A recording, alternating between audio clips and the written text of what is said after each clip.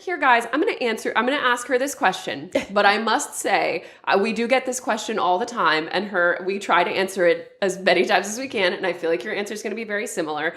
So I encourage you all to write down the answer to this question and like put it on a sticky note in your mirror so you all know the answer to this.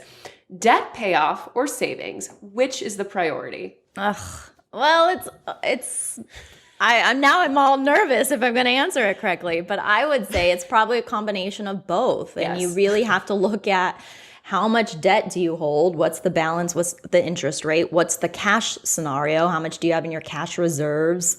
Is that, funding the goal? And kind of determine the priority. And again, like if you're paying 15 or a higher percent on your debt balance and only getting 2% in your savings account, well, then you might need to get a little bit more aggressive with the debt, knowing that right when that's done and you free up that cash, you'll just really fund the cash cushion. But you really do need cash in order to pay off debt, because otherwise it's that cycle and you pay off all the debt, have no cash, then an emergency or opportunity comes, guess what? Use the debt. So it's a little bit of both.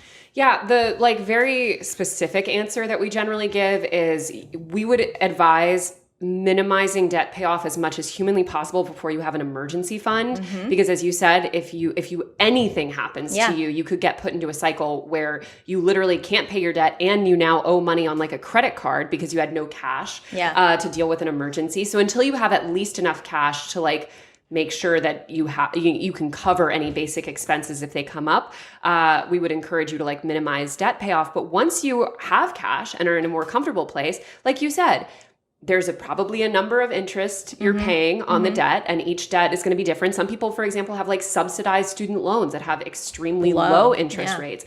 And if that money, obviously if it's going just into a regular savings account, even a high yield, that's probably going to be pretty low interest wise. But let's say you're investing it, what is the average market return? It's like 6-7% generally. You could weigh that against, certain student loans that are subsidized maybe at 2-3%.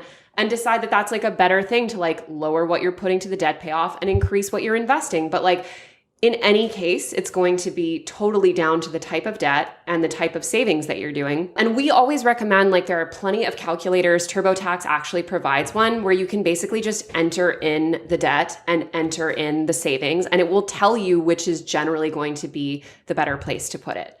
But again, we've gone through this conversation like 100 times on TFD, so write that one down, guys.